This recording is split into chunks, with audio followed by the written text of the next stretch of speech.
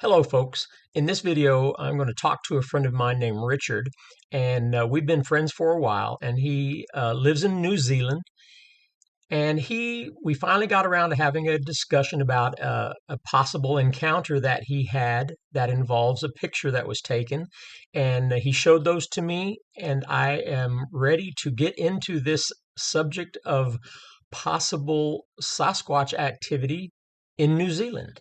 Here we go. Let's first go over a little history about the New Zealand Moehau Man.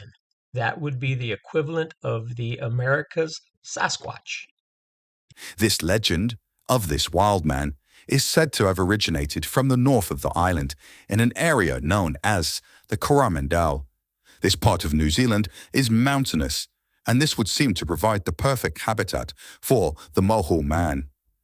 People have reported the Sasquatch-like beast around Mount Tongariro, Kaikoura Mountains, Rupahu, and Karangahe Gorge, Urera Ranges, and Fordham National Park, along with the area around the Hast River. Those that see the Bushmen report seeing a creature that is reminiscent of the Bigfoot, but it is more likely closely related to the Yowie, a cryptid hominid found in nearby Australia. The Moehau is described as being a large, hair-covered bipedal, ape-like animal. Its arms reach down to its knees and long fingers tipped with razor-like nails. Sightings are often accompanied by a strong odor emitted by the creature, this being the same as reports of the skunk ape from the US. The indigenous people of the area, the Maori, a fierce warrior culture, fear the Moehau. They say it is an extremely violent beast that rips prey apart using its sharp nails. As New Zealand was colonized by Europeans, they began to learn of this cryptid. The stories of the Moehau spread once settlers began to make their way deeper into the Coromandel bush. During the 1870s and 1880s, there were many gold prospectors who were looking for a place to stake a claim. They made their way in from the area of the townships of Thames and Waihi, and it wasn't long before the stories of the large, vicious bushmen were being told in local watering holes. First reports told of how the men had been scared by large human-like creatures deep in the bush. Then, more ominous tales began to emerge, those of gold miners being killed and torn to shreds by Moehau Man. Even the Lohu Maori warned the prospectors of entering the dark bush alone. In the past 40 years, there have been many well-documented sightings.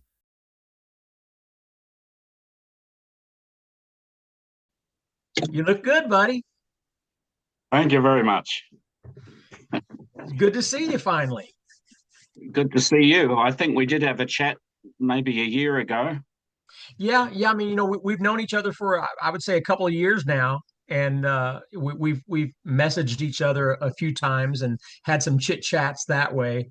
Yeah. But I got to tell you, I was a little bit today. I've been doing a deep dive on the New Zealand.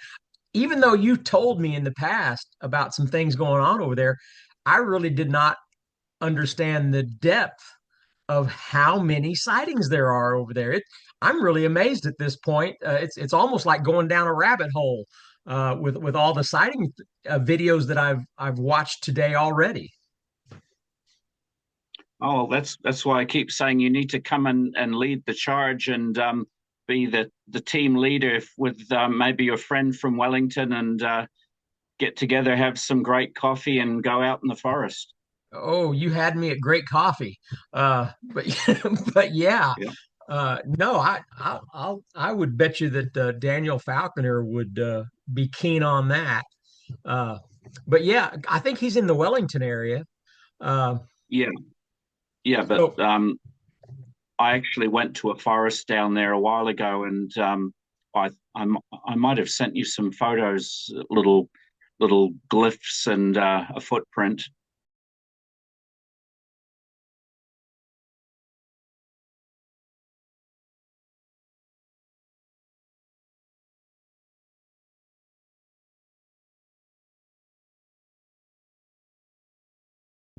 okay, I'm sure everybody knows about Australia and the Yowie. That is a given. So let's scroll down here to New Zealand and understand that how close it is to the landmass Australia.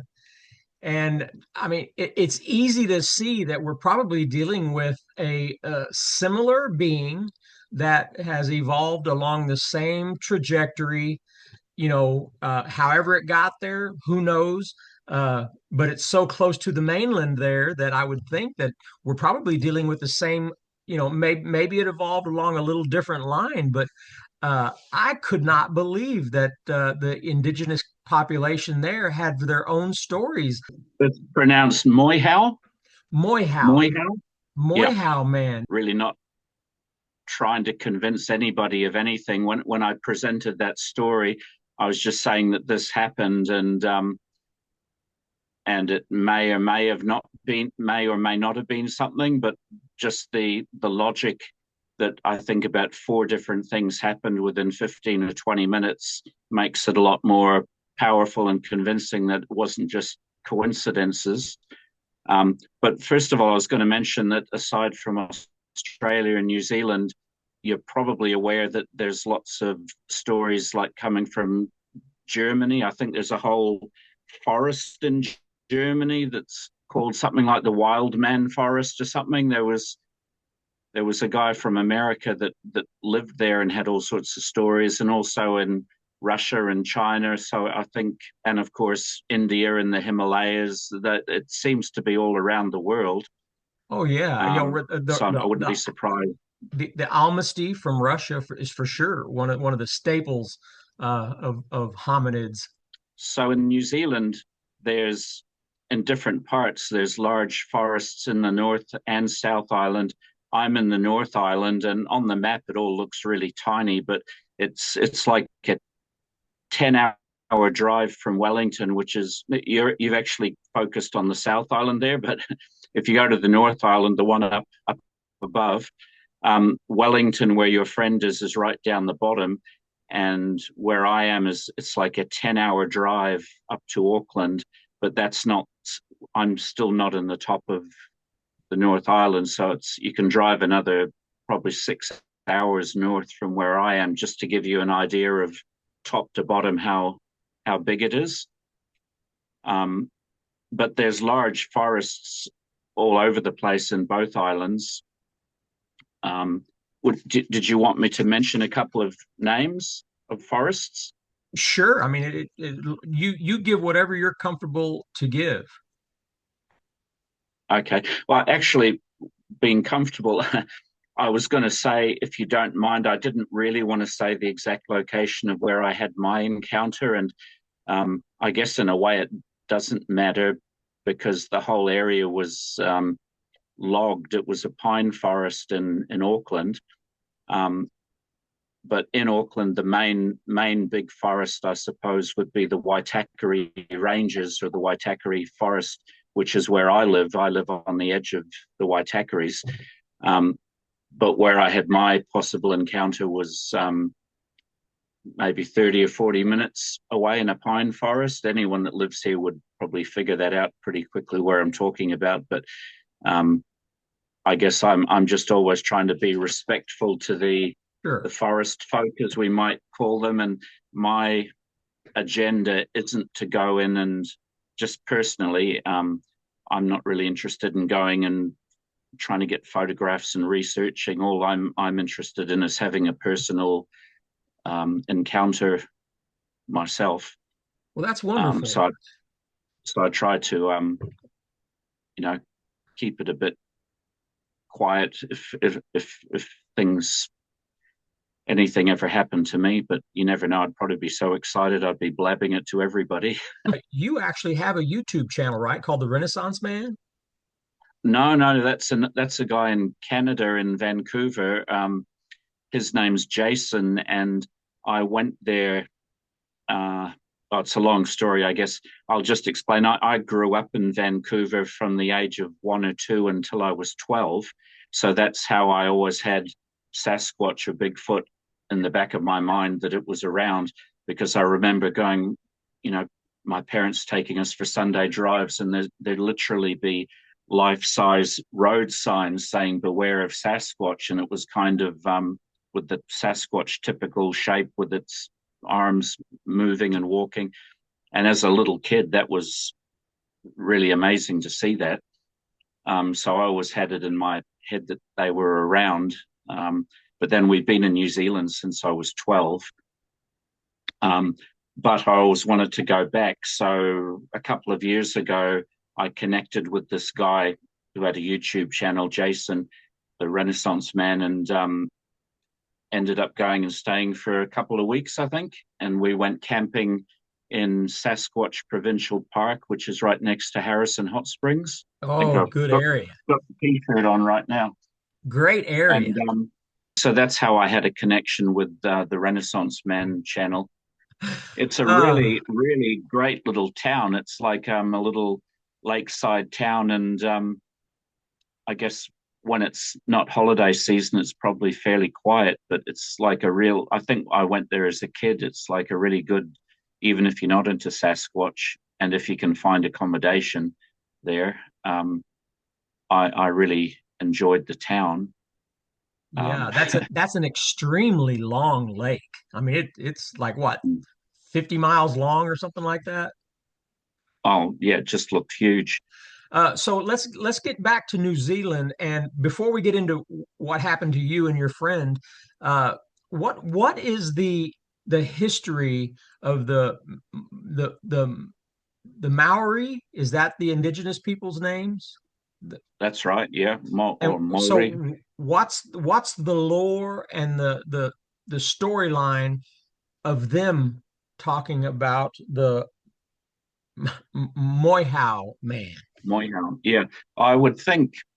I mean, it might have changed in the last 3 or 4 years because the whole Sasquatch thing's much bigger on YouTube. But when you watch slightly older documentaries, it seems like 95% of everyone doesn't have any idea about it in New Zealand. And you'd see all sorts of comments saying, that's rubbish. There's nothing like that in New Zealand. And so it's not like in um, Canada and America, a lot more people are aware of it. It's still pretty quiet, but I guess in Maori culture, these things might be kept a little bit quiet as well. Maybe a bit like the the local indigenous races over your way. They tend maybe to keep it to themselves a little bit, but um,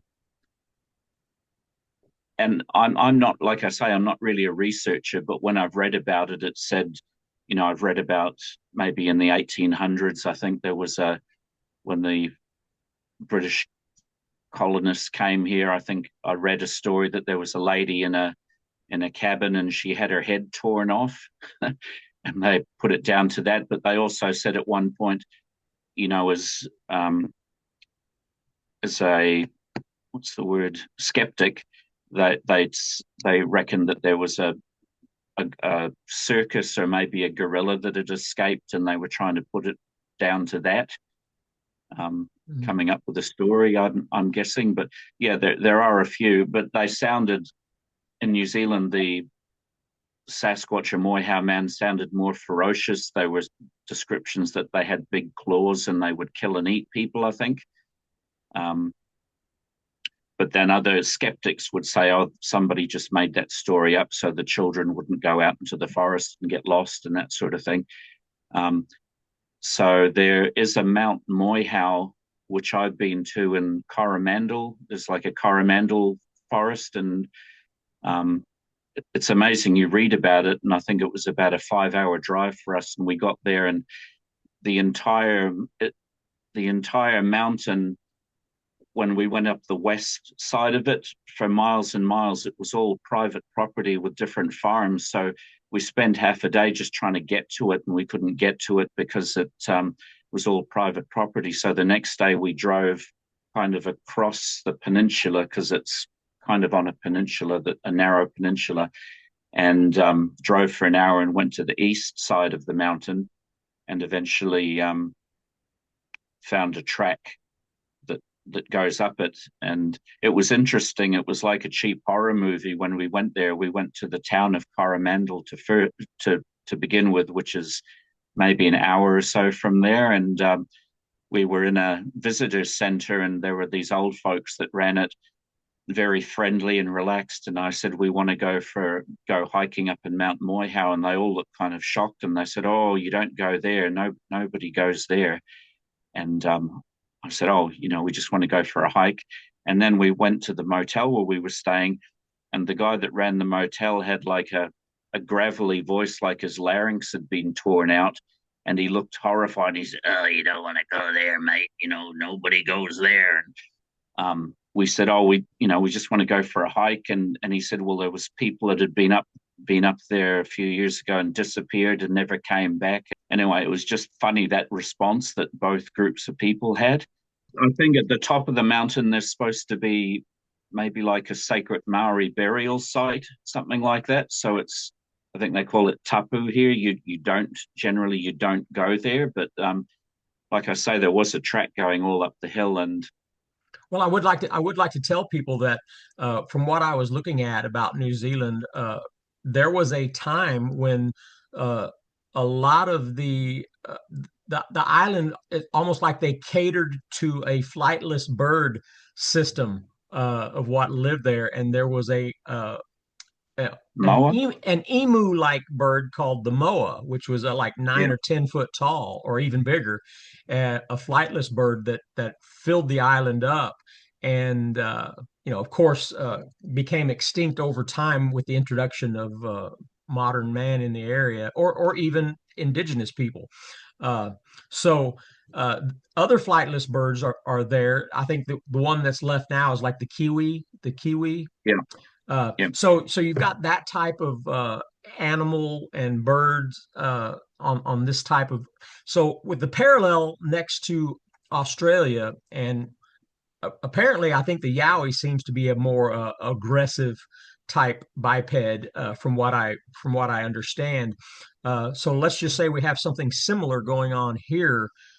Given that at some time in the recent past, let's say within 300 or 400 years ago, there are these gargantuan birds, 9, 10 foot tall that weighed 500 or 600 pounds that certainly would be a quite formidable uh, uh, animal or flightless bird that could do some damage. So if there was a biped that was hidden back in niches in this area, I would think that it would have to be a pretty substantial to be able to handle those type of birds.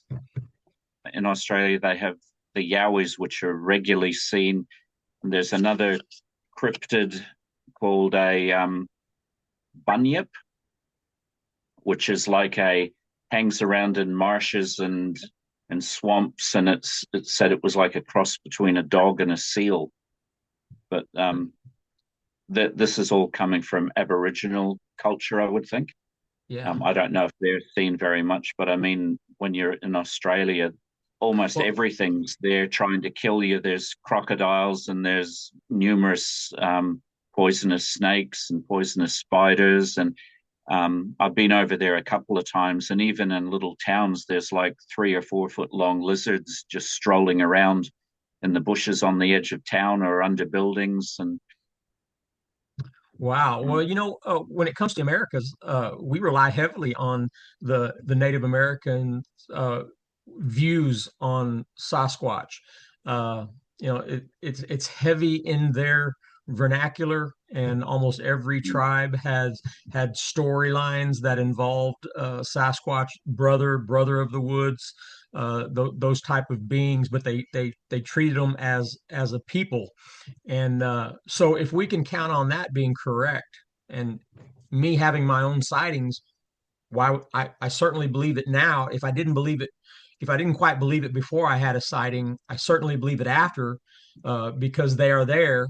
And now I know the Native Americans spoke about them. So now I can put all that together. So why can't we go back to the Maori people from the New Zealand islands, and if they've got stories of bipeds or hair covered men like creatures, then I would think that that would be believable, given what we've gotten in the Americas.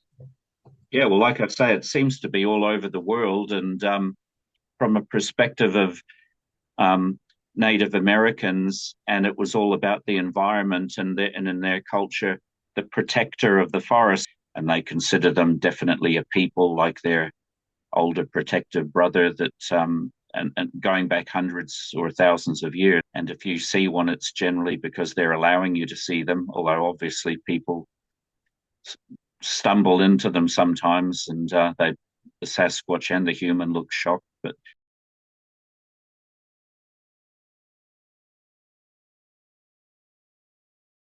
If I could, if I could say I believe it because other people say it, that's one thing. But I mm, can't say it because I've witnessed it myself. So there's two yeah, different lines of thinking.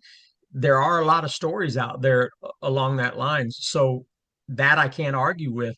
I just know that I haven't experienced anything of that nature. So until I do, I can't even make an educated guess on it. I haven't seen it myself, but I'm just interested in fitting all those pieces of the puzzle together when they're talking about creatures that you know Right. that are big and hairy and live in the forest 5,000 years ago and would come into villages in ancient India and steal women and children, perhaps. Um, Yeah, there's a lot of there's so many, parallels, a lot yeah. of And parallels, so the native Canadian and Indians also said the same thing, although now there's a lot more people saying, there's a lot of good, possibly good Sasquatch that they develop relationships with and they interact through mind speak. And it's all everybody's going to have their different levels of what they will accept or able to perceive, I guess. But there's definitely stories of them being very aggressive and attacking as well, probably years ago. But um, I guess it's like human beings.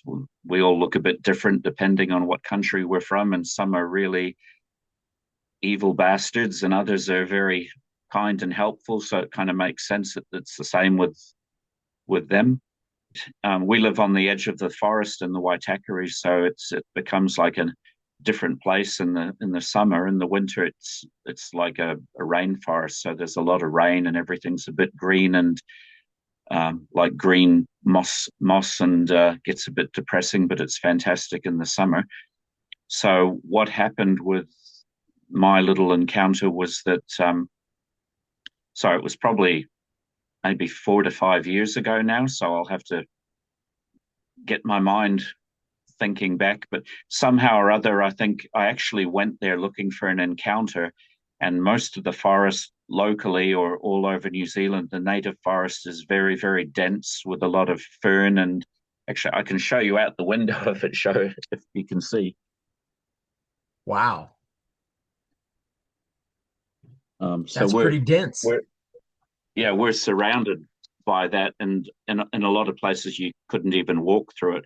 So I was aware, or actually, I had a friend in Australia who's seen yowies about 6 times, a lady, and she said they really like pine forests. And there's a pine forest that's, like I say, 30 or 40 minutes from me, and it's still fairly big.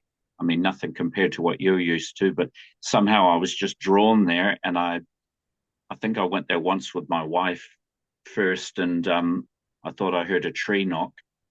So I connected with this friend of mine, Alan, who was interested in the same subject. And I said, why don't you come up and stay with us for the weekend and we'll go and check out this forest? So we went there and I guess walked into the forest for 20 minutes to half an hour off the main little walking track. So we went off track into the forest. But because it was a pine forest, there was a lot of space to walk and move. I can send you a few pictures later. That'll Um, work.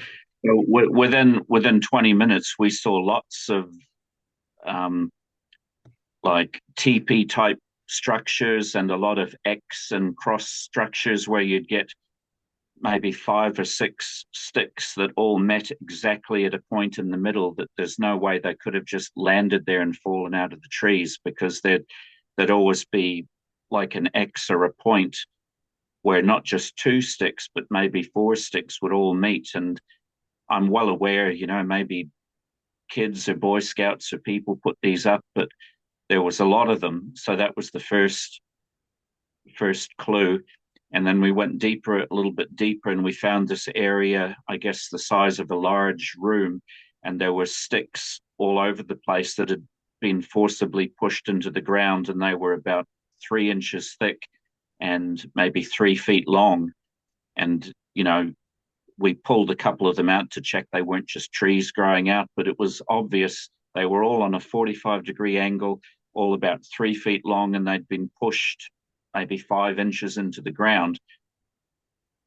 And it was just obvious. And there was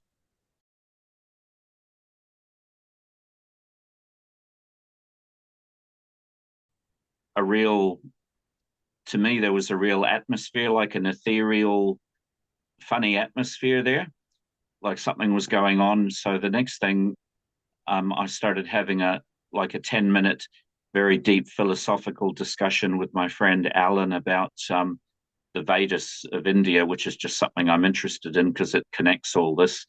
And there's descriptions of the spiritual world. And so we got really deep into that, and we were very absorbed in our conversation. And after 10 minutes, Alan kind of concluded and said, "Oh, so it's all about love." And I said, "Yes." And right then there was 3 very loud, big thumps on the ground. I think I said in another video, it was like an elephant kicking the ground. And Wow. we both kind of looked at each other like, "Did you hear that?" Um, and Alan pulled out his phone and started taking photographs of the area. And it sounded fairly close, like 50 or 60 feet away. And it was very obvious to both of us. And we were fairly deep into the forest. So I don't, even if there was a human there, I don't know how they would have made a noise like that, because it was on the ground. It wasn't somebody whacking a tree or anything. Um, So I've often speculated that maybe if he hadn't pulled his camera out, something more might have developed if he hadn't taken photographs, but it kind of stopped then. But the next day he sent me this picture of the face. Now remember, folks, they came into this area, and all within this condensed area, they came across all of these possible structures and interesting, interesting wood structures. So you put all this together, and the footprint. He may have found a footprint in the area, and so when they got the 3 thumps, he pointed the camera in that direction and took pictures. So when you get to this picture that we're going to see, uh, just know that it had all of these other components that compounded what's in the picture. So I'm going to agree that you could go either way, whether it's pareidolia or who knows. But given the fact that other things happened, it's interesting.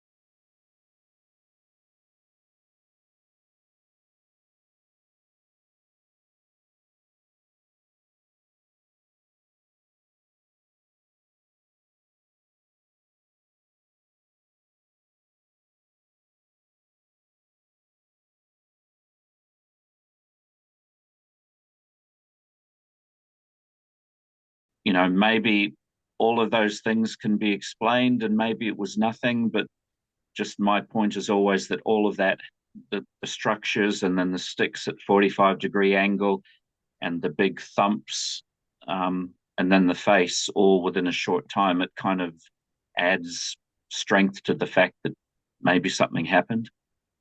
I like that.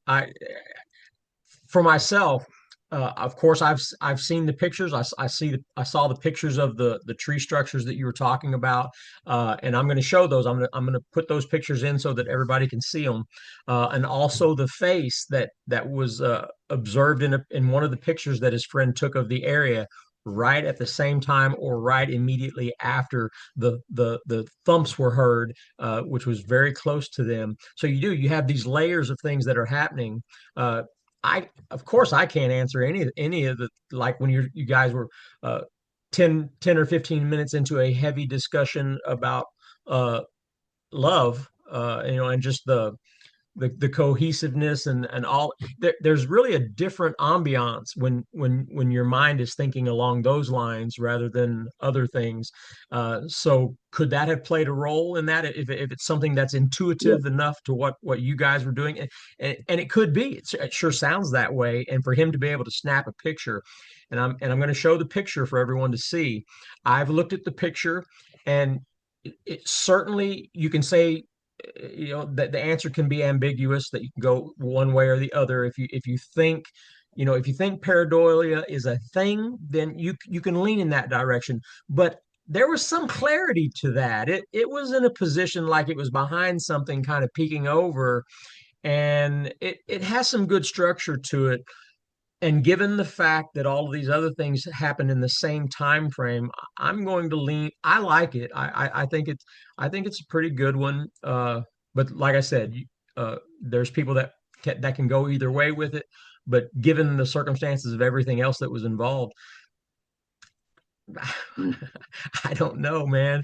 I like it though.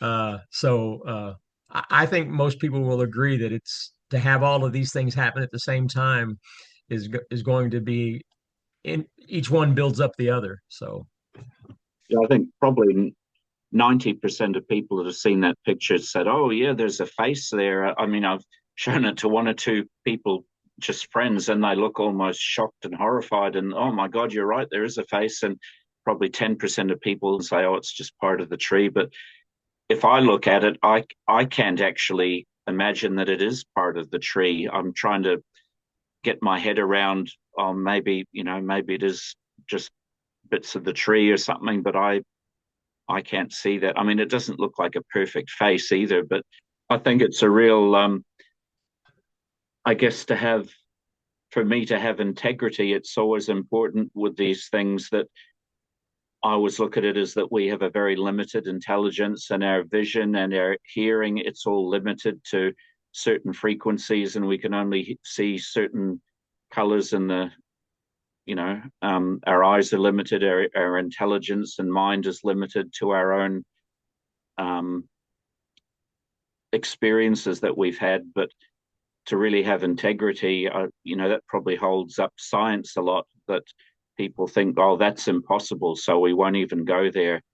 there are birds that can see magnetic fields and things like that, which is that if you would have said that back in 1976 when I was 11 years old, I would you that sounds like magic. That a flying bird can see magnetic fields that points them towards north, where when there's clouds in the sky or you can't see any stars, they still know where north is. But here, as we learn things, we find out that we almost know nothing. I was going to mention up north, I'm in Auckland, and probably 5 or 6 hours up north, there's a huge forest called the Waima Forest, and that's slightly north of the Waipua Forest. And um, I have a friend here who's kind of a researcher. His name's Mark Capel. He has a YouTube channel, and um, Mountains of Entities, I think it's called, and he's also done a documentary. But he interviewed a Maori hunter up there who lived up there, and this guy did the most convincing story. He said that he'd been told by his elders or locals, there's a certain part of the forest you don't go in to go hunting, and he went in there anyway. And he said he several times, first of all, heard a large grunt, I think, and then eventually saw a huge, like I think he said 10 or 12 foot Sasquatch type being, and he said it had huge, gigantic eyes. And I heard that story probably 4 or 5 years ago, and it was a shame because my friend couldn't broadcast it or put it in his documentary because this guy wanted to have some legal control over it. There was something like that happened, and he wouldn't sign a waiver to allow it to be in, and apparently got a bit aggressive. So, but I did see it somewhere online, but it was a really convincing. I mean, this guy would have to get an Academy Award for acting if he was just making up a story. But there have been other sightings. I think he'd heard that somebody got torn to shreds, and their horse did possibly as well, somewhere way up there, and it was all hushed up and kept quiet. I think he said there was an elderly lady that lived across the road from one of those forests, and she regularly would see big glowing red eyes looking through the trees at her at night. Well, I too Um, saw the story that you're talking about today when I was doing my deep dive as quickly as I could to try to educate myself on things that were happening in New Zealand. I did see that Maori man uh, uh, talking about. He said it was oh, twice really? the size of him. He said it was about 12 foot, and so I'm sure it's the same story. So very interesting, very interesting. I did not know that there was that much going on there, and now I'm going to be doing some more searching for New Zealand stories, and now I'm very interested in it.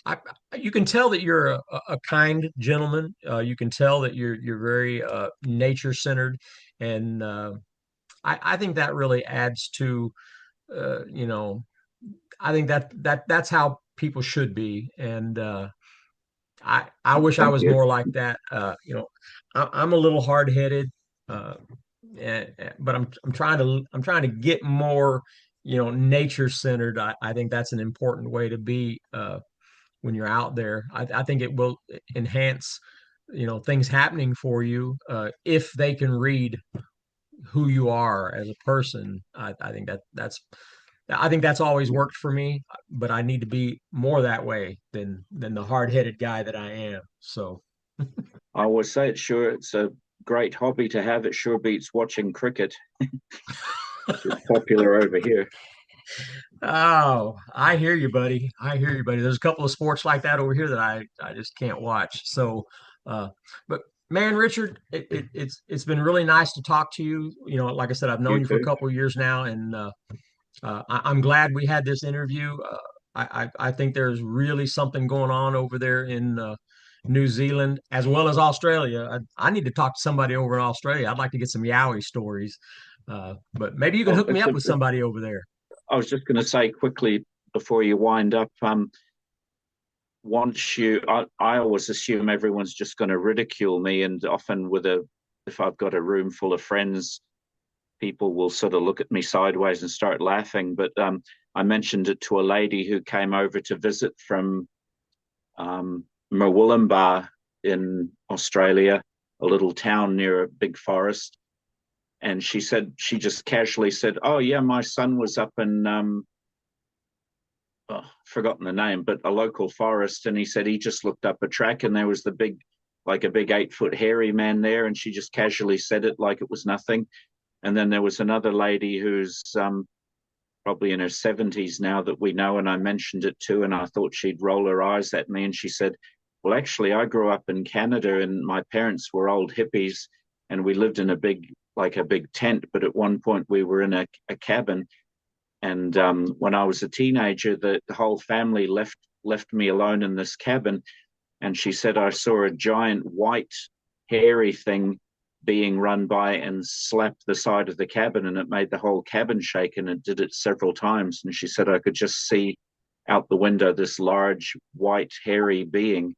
And so she also said, "I totally agree with you. I think they're out there." And it just surprised me that just within, a week or two, these two older ladies that I spoke to, they'd both had a son and an experience herself. And you imagine that 99, I imagine 99% of everyone just thinks you're nuts and ridicules it. But once you start talking to people, there's all sorts of little experiences that have happened. Yeah, and I do enjoy talking about it. So I guess people are just gonna have to get used to it. So but yeah, no, this is some good stuff. And okay, Richard, well, I'm gonna go ahead and let you go, buddy, and tell your wife thank you so much for loaning you to us for a couple of hours. I will edit this down, throw in some pictures, and this will turn out pretty good. Great. Well, thank you very much for taking an interest in my possible encounter. Hopefully, I'm going to try and head up north to that lady. You know, I sent you that video of the lady describing having a Sasquatch probably throwing things at her tent, and then she saw it face to face. I'm going to head up there and hopefully in the next month or two and see if I can see anything. Yeah, yeah. Well, I'd love to do an interview with her because she was Yeah. very entertaining. So I've been trying to contact her, but she did reply to one of my comments on her YouTube channel, but there was no um, email address or anything on it, so I haven't been able to contact her directly. But if I have to drive 5 hours and ask the neighbors where she lives, I'll do that. hey, you sound like me. I drove 12 Yeah, hours just to look at somebody's game cam picture. I'm ate up yeah, with it. So, yeah. all right. Well, thank you, Richard. I'm going to go ahead and let you go on that note. For the heat.